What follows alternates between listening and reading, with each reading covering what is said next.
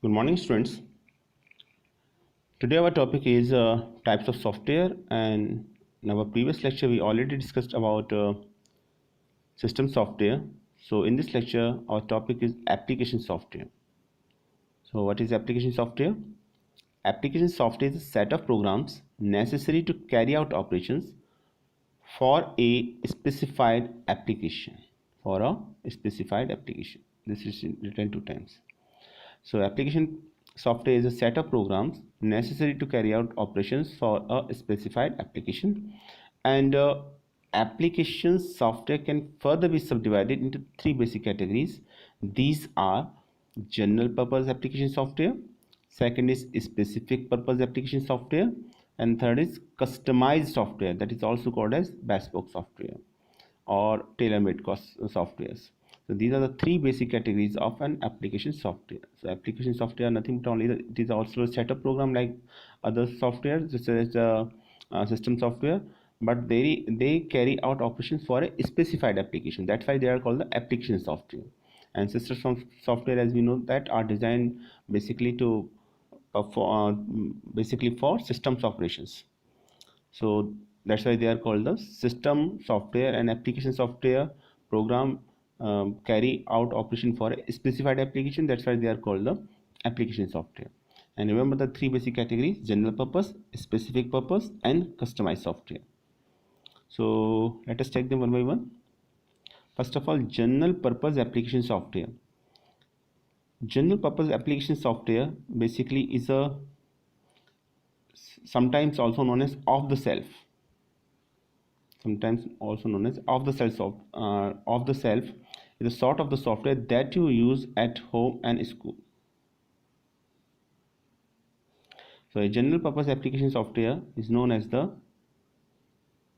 off the shelf, the sort of the software that you use at home and school. So mostly software that we use at the home and schools are called the general purpose software.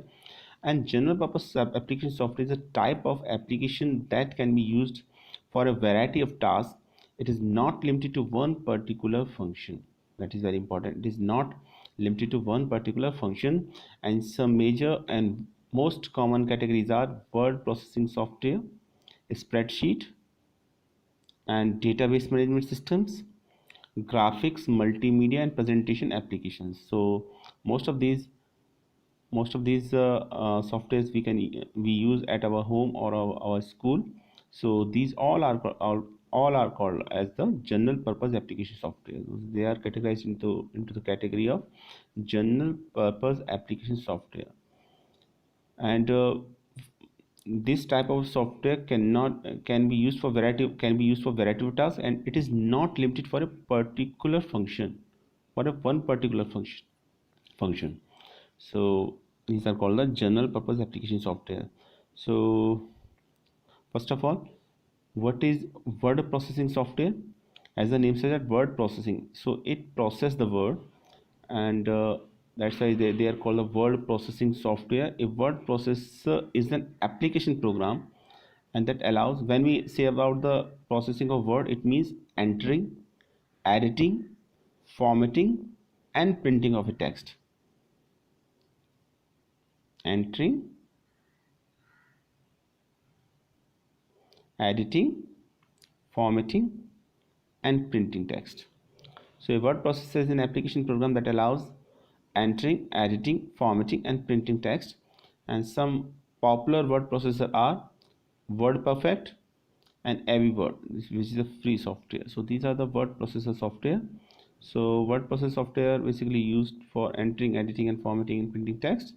And these are the some word processor software: WordPerfect and AviWord. Next is electronic spreadsheet. So an electronic spreadsheet is a program that accepts data in a tabular form and allows us to manipulate, calculate, analyze data in a desired manner. So it accepts data in a tabular form. That is the meaning of a spreadsheet, such as MS Excel, and they allows users to manipulate, calculate, and analyze data in a desired manner. And some popular spreadsheet packages are Excel is one of them, in which we can apply any formula or analyze the data, make different types of charts and graphs, and such other softwares are Lotus, OpenOffice, Carto Pro, or Google Docs. That is online, so it is online available, Google Docs. These are the electronic spreadsheets. So electronic spreadsheets, one thing very important, that they accept the data in a tabular form and allows us to manipulate, calculate, and analyze data in a desired manner. Third is presentation software. The presentation software that can create professional looking visual ads is called the presentation graphics software. And presentation graphics software provides predefined background and sample layouts to assist in the creation of computer driven slide shown, which is in the combination with the data projector. So two important things is there. First of all, it presentation softwares, there is a concept of slides by which we can present our data, and data projector is used whenever we present our data using presentation softwares. And second important thing is that uh, there are predefined background and layouts, so we don't need to create layout and background for our slides. There are predefined background and layouts which we have to use, and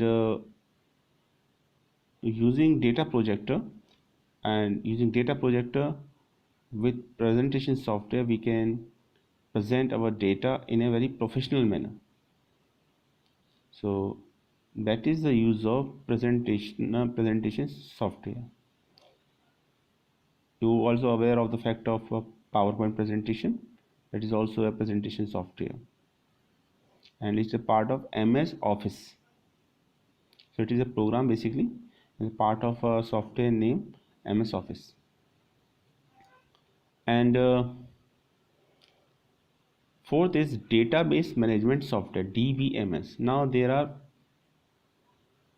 um, three important terms. First of all, data, second is database, and third is database management software.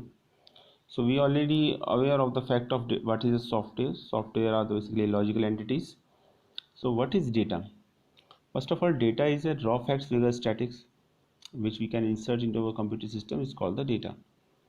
So raw material is called the data. So whatever we insert into our computer system and computer process it is called the data. After processing, whatever we get is called the information. That is another thing. But data may be a symbol, it may be a letter, or it may be a special symbol also. So or a string. So data may be raw facts, figures, statics is called the data. So basically it is unprocessed, and when CPU process it, CPU provides us information. We already know about the block diagram of computer system where the concept of data information is already given. So what is database? Now database is interrelated data. Interrelated data means a collection of data which are interrelated to each other. For example, if we say that roll number and name are interconnected to each other or interrelated to each other, because if someone is if some student have a roll number 5 and suppose its name is Amit, then 5 then his attendance can be make there we have two options for his attendance, whether we call uh, whether we call his name or whether we call his roll number. So both are the same because they are interconnected to each other. So such type of data in which data is interconnected to each other, interrelated to each other, is called the database. So interrelated data is called the database, and database is basically maintained in the forms of different tables. So now database management system. So data is raw facts, figures, and statistics. Database is interconnected data, and a database management system basically is a software that manage our database. So software that manage our database is called the database management software. Very simple definition. Software. Now there are three terms: database management software. So software that manage our database. Manage means retrieve, update, delete, whatever. These all are called the database management techniques. So software that manage our database is called the database management system. Now data, look at this point given here. Database refers to the collection of logically related data. It is already discussed here. Okay, now this is fine. And a DBMS is a computer program or a collection of a computer programs that provides necessary tools to create and manipulate the data in the database. And some popular DBMS packages are OpenOffice.org base, MS Access, Oracle, MySQL, SQL Server. These all are called the DBMS or database management software. So three important points regarding to database management software. First of all, database refers to a collection of logically related data. Second, a database is a computer program or a collection of a computer program that provides necessary tools to create and manipulate the data in the database. And third, there are few important database packages such as OpenOffice.org base, MS Access, and Oracle. And some others are SQL Server, MySQL. So these are all are the famous DBMS. Next is specific purpose application software. Now these all are the general purpose software, and we had discussed about all general purpose application software here. As we know that application software can be divided into three basic category: general purpose, specific purpose, or customized software. And in general purpose there are four different categories: word processing, spreadsheet, database management system, and fourth one is graphics, multimedia, and presentations applications. These are related to basically multimedia. Multimedia means a combination of more than one media, and here media means text, audio, video. So whenever we design an application using combination of more than one media, it's called a multimedia application. And presentation applications is already discussed here. So these all are the general purpose application software. And our next topic is specific purpose application software. So specialist application packages are generally not available in shops, and they often have to be purchased directly from the manufacturer or a specialist firm. And these applications are designed to be used for specific tasks such as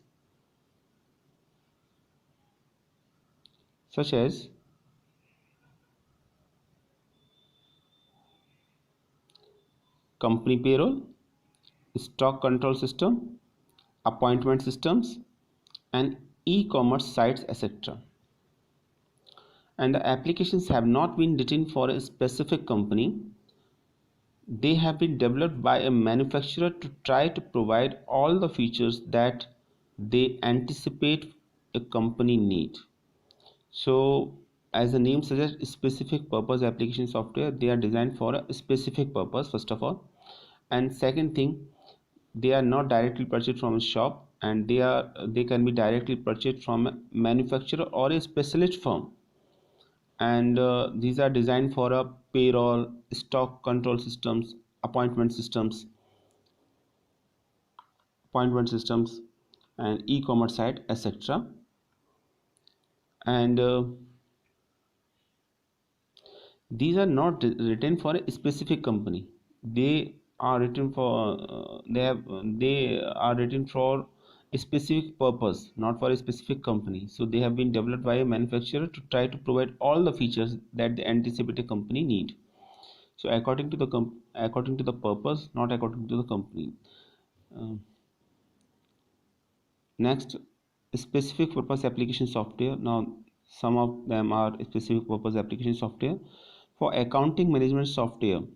So, accounting management software basically used for various financial application such as general ledger, account payable, account receivable, fixed assets, budgeting, project accounting, spend manager management, etc. So these specific purpose application software fulfill the accounting needs. And second is reservation systems. And these softwares are used for reserving tickets for railways or airways and also for movies, events, etc. So reservation systems are basically used for reserving tickets for railways and airways and for movies or particular events. And they are designed for this purpose, and they are not designed for a specific company. So they are purpose based, not company based.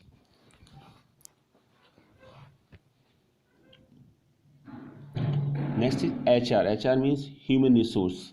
So HR management software. So a human resource management system is also called as HRMS, is a software application that combines many human resources function like including payroll, recruiting, training, performance, okay, and performance analysis, review. So for this purpose, HR management software is used. So HR management means human resource management. So uh, as we know that every company or every firm have some employees, and data of employees uh, is managed using HR management softwares regarding their payroll, recruiting, and training, whatever. These are the uh, performance analysis or review. So these all functions are carried out by HR management softwares. Next is inventory control systems. So basically inventory control management software helps to create invoices, purchase order, printing, payroll receipt, and all these type of activities can be managed by inventory control system. So this is also called as specific purpose application software. So these are the four specific purpose application software. One is used for accounting, second is for reservation, and third is for HR management, and fourth is for inventory control system. So these are called the specific purpose application system. And always remember that specific purpose application software designed for some specific purpose, and they are not purchased directly from a shop, but they are purchased from a manufacturer or a specialist firm, and they are not company centric, they are purpose centric.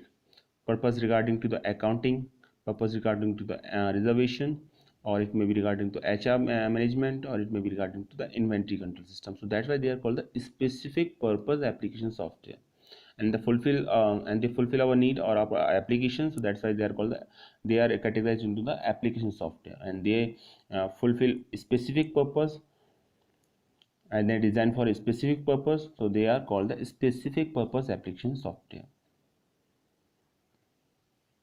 Now I think it is clear to all of you. Now when we compare about general purpose and specific purpose application software, one thing should be remembered that general purpose application software are basically uh, used for some general purpose which we used in our school or in our office, such as database, such as spreadsheet, such as word processors, etc. So these are called the general purpose, generally used in our life. And specific purpose, they are designed for some specific purpose. They are not basically used by every person, and so these are called the specific purpose.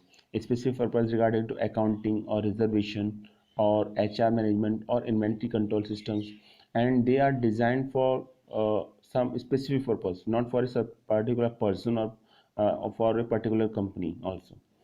So these are called the specific purpose application software. Next is a customize or bespoke software. This is also called a tailor-made software, as the name suggests, tailor-made software. So this type of a software is a tailor-made software according to the user requirement. So sometimes sometimes we have to create a software according we need to create a software according to the user requirement, and that type of software is called the customized software, because it is basically according to the purpose of the users. So that is called the customized, and this type of software is developed to meet all the requirement specified by the particular user. It is basically user centric. It means whatever a user or customer want from us, we design a software according to them.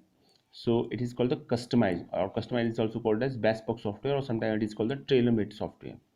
And this is known as tailor-made or bespoke software also, of course. Next, the company will get the exact software that they need. In case of general purpose and specific purpose, it is not so. They are designed for some specific purpose, or they are generally used, but customized software is designed for a particular person or a particular firm, and it doesn't design for many number of peoples or firms. It is basically a people centric. So that's why they are called the customized, or also called the tailor made, because it is basically people or user centric according to the users. So it meets all the requirement of a particular user. So according to the user, whatever he wants in a software, or whatever so software is designed for that purpose. So it is called the customized or bespoke software, and the company will get the exact software that they need, and the software will work exactly how they want to work. Most important thing is that in application software and general purpose software, sometimes user basically uh, compromise to his requirements. But in case of customized and bespoke software, it is not so. Software is made according to the user's need, so that is called the customized or bespoke software. And its advantage: company will get exact software first of all, and the software will work exactly how they want to work.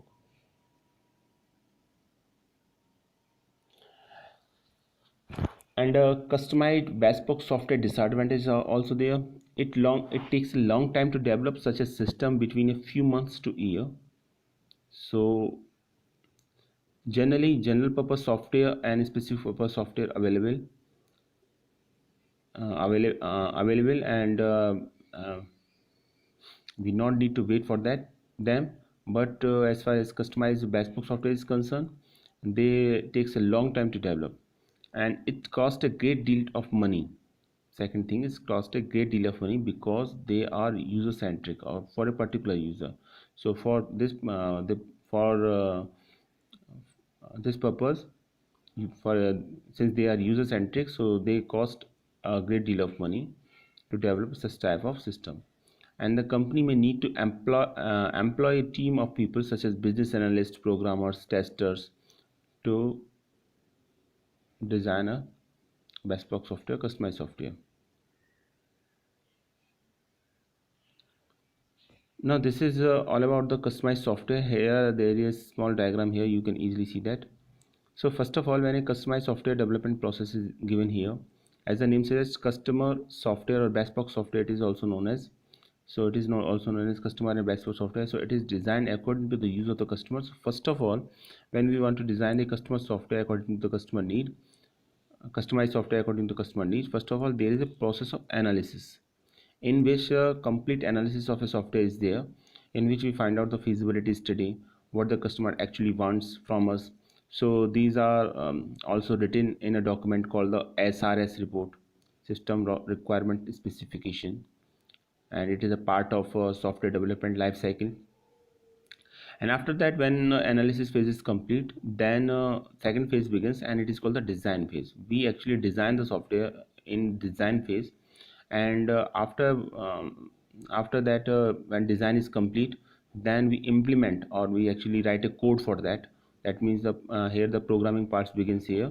So we write a code for that customized software, and after once a code is written there, then it is not complete yet. We have to test that software whether it is fit for each and every condition whatever we want. So testing phase is there, in which we our focus is to find out an error. So we intentionally execute a program or a software to find out an error, because our aim is to make a software error free, or means bug free. Bug is also called as error. So bug free or error free, that is the part of testing phase. And then after, there is a phase of maintenance. So maintenance phase is there, and actually when maintenance phase is there, we maintain the software time to time, sometimes according to the need of the hardware, sometimes according to uh, new technology. We have to maintain our system of software. So these are the basic five phases, and there is one more phase, planning. So planning comes before analysis, in which we plan a software. And when we plan a software, then after we go to analysis phase, and after that design phase is there, and then implementation phase is there, testing and maintenance phase is the last one. So we start from planning phase, where we have to plan that how many number of people is required, and how it will take time. And after that complete analysis, it is beneficial for us or not. It takes a feasibility study. So these are all are part of the SDLC. You know that SDLC, system development life cycle. So it is a basically life cycle of a software or a system, to how to develop a system or a software. So it start from a planning phase, after that we go to analysis phase, after that we design a software, and then we write a code for that is called the implementation phase. After that, there is a testing phase, in which our focus is to find out an error in a software or program, and maintenance is last phase of SDLC. So these are the different phase of a of a customized software. So this is also called the tailor-made software, because they are user centric, and they are according to the user's requirement. So they are also called the customized software or tailor-made software, or sometimes called a bespoke software. So in examination, this is asked in any out of these names, that write define a bespoke software, or define a customized software, or what is a tailor-made software. So one thing should be clear, that a tailor-made software or customized software or bespoke software are basically user centric. And most of the software engineering basically builds, or most of the software companies firms basically are basically work on customized software, because they are user centric according to the customer's needs. And they process and they follow a life cycle of SDLC, in which different phases are there. Actually all software required SDLC phases, but in this customized software, mm, there is evaluation time to time, that it is according to the user need or not. And in other software, such as general purpose or specific purpose, they are designed for a particular purpose, or a particular type of application is there. So here, customer feedback or customers requirement, we study customer requirement in detail, and try to make a software which is exact, meet the requirement of exact requirement of a user. So they are user centric. So there is an analysis phase and the planning phase is there, in which take a long time to develop a software. And since they take a long time to develop a software, and also they are user centric, so they are not generally used for other firms and companies also. And second thing is, that is a biggest advantage, it costs a great deal of money, because it is a particular user centric. So all the cost of that software will be paid by a particular user or a certain user. And of course it takes a long time. And for this purpose, to design this type of software, company wants a business analyst. A business analyst work is to analyze, work on analysis phase, and programmers works basically on implementation phase, and testers works on basically testing phase.